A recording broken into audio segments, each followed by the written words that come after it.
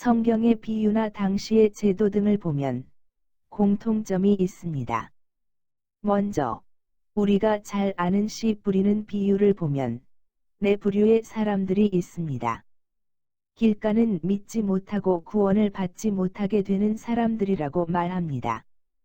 돌짝밭은 뿌리가 없으므로 잠시 믿다가 시련의 때가 오면 떨어져 나가는 사람들이라고 말씀하셨습니다.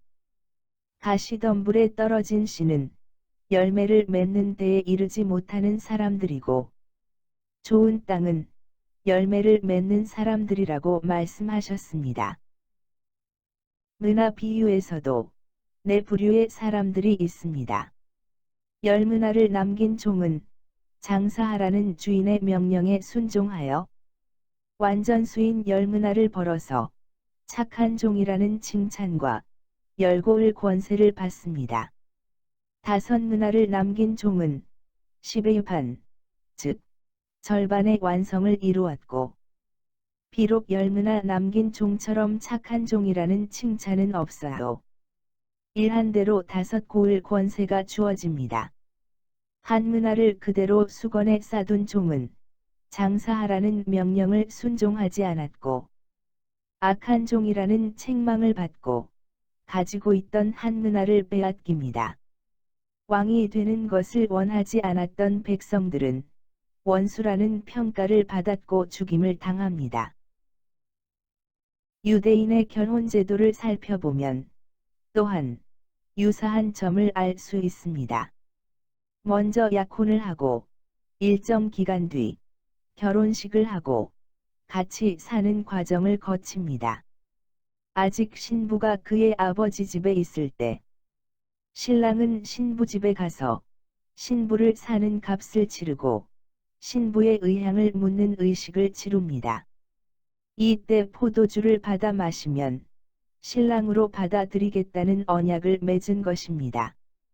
언약을 맺은 후 신랑은 아버지 집에 신부와 같이 살 거처를 마련하러 떠나갑니다. 신랑과 신부 모두 언약에 충실해야 합니다. 신부는 순결하게 자신을 단장해야 하고 신랑은 아버지 집에 신부와 같이 살 곳을 마련해야 합니다. 만일 신부가 다른 남성과 정을 통하면 언약 폐기, 즉 파혼당할 수 있습니다. 오직 신랑 아버지가 판단했을 때 신랑과 신부가 같이 살 준비가 되었다고 인정되면 신랑에게 신부를 데려오라고 말하게 되고 이로써 언약이 완성됩니다. 씨 뿌리는 비유, 문화 비유, 그리고 유대인의 결혼을 언약의 관점에서 비교해 보겠습니다. 이를 언약으로 비교해 보면 네 분류로 구분이 될 수 있을 것 같습니다. 언약을 거부한 경우, 언약을 체결한 경우, 언약을 이행 중인 경우, 그리고 언약을 완성한 경우로 볼 수 있습니다. 언약을 거부하는 경우는 왕이거나 신랑이 되길 원하지 않는 그리스도를 배척하는 사람들입니다. 언약을 체결한 경우는 그리스도를 주로 받아들이고 세례를 받은 단계로 그리스도께서 왕이 되시길 원하는 사람입니다. 하지만 베드로가 3번 주님을 부인했던 것처럼 시련이 오면 배신하거나 말씀 때문에 고난이 오면 불순종하는 사람들입니다. 언약을 이행 중인 경우는 열매로 자라가는 과정 중에 있거나 일부 말씀은 순종하지만 일부 말씀에 대해서는 자신의 의지나 감정을 더 사랑하고 때론 인생의 향락과 걱정으로 막혀 있는 사람들일 수 있습니다. 언약을 완성한 경우는 입으로만 왕이 아니라 진정으로 왕으로 섬기고 있구나라고 하나님께서도 인정하시는 사람들이라고 볼 수 있습니다. 다른 예를 더 보겠습니다. 바울이 로마서에서 로마의 양자 제도를 인용하여 당시의 양자 제도를 잘 알고 있는 로마의 교인들에게 지금의 환난과 인내가 어떤 의미인지 설명해 주었습니다. 자녀로 삼는 의식만 치룬다고 양자로 인정되는 과정이 끝나지 않았고 법정에서의 판결이 필요했습니다. 그리고 자녀로 채택되면 양아버지 집에서 관리인에게 훈련을 받았습니다. 이 훈련이 로마 교인들이 받고 있는 환난과 인내로 설명해 주었습니다. 신부지만 신부로 인정받음이 필요하듯이 자녀지만 양자로 삼아주심이 필요했음이 유사합니다.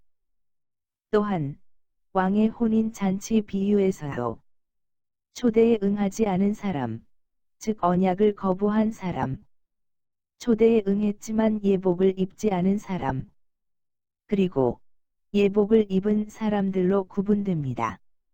예수님께서 십자가를 지고 그리스도를 따르지 않으면 기초만 완성한 사람이라고 말씀하셨습니다.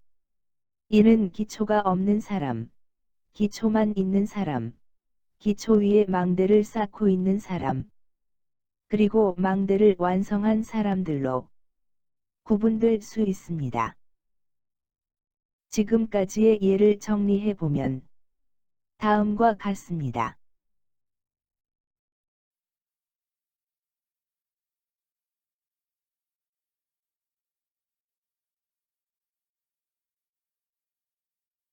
이스라엘 민족의 출애굽과 가나안 정복 여정과 연결하여 생각해 보겠습니다. 가나안 정복도 네 부분으로 나누어 보았는데 언약의 네 부분과 유사합니다. 먼저 애굽 왕의 노예로 살던 때가 있었습니다. 다음으로는 홍해를 건넜지만 가나안에 들어가지 못하고 광야에서 여정을 멈춘 사람들이 있었습니다. 다음으로는 가나안에 들어갔지만 그 땅의 주민을 다 쫓아내지 아니하고 하나님도 섬기고 우상도 섬기는 사람들이 있었습니다. 그리고 하나님의 명령대로 주어진 땅의 족속을 진멸하고 땅을 차지하는 사람들이 있었습니다. 그런데 하나님께서는 만일 그 땅의 주민을 쫓아내지 아니하면 그들에게 부어질 진노가 이스라엘 민족에게 갈 것이라고 말씀하셨습니다. 만일 반만 쫓아냈다면 반에 대한 책임이 이스라엘 민족에게 주어진다고 보여집니다. 예수님께서 제자들에게 십자가를 지고 자신을 따르라고 말씀하시면서 자기를 잃거나 빼앗길 수 있음을 말씀하셨습니다. 잃거나라고 하신 단어는 온전히 파괴되는 것을 의미하고 빼앗기면에 쓰신 단어는 손실을 경험한다라는 의미입니다. 자기 자신에 대한 손실은 열매로 맺어지지 않은 부분일 수 있습니다. 가나안 땅에 들어가서 가나안 땅의 주민을 다 쫓아내지 아니하면 받게 될 진노가 신약에서는 무효화되었을까요? 자기를 잃거나 빼앗기는 경우는 언제 어떻게 일어날까요? 그리스도를 주님으로 받아들임으로 죽음의 권세를 벗어나는 구원은 받았지만 이는 겨우 기초만 쌓은 것이고 자신을 잃거나 빼앗기지 않고 온전히 보전할 수 있도록 구원을 이루어야 합니다.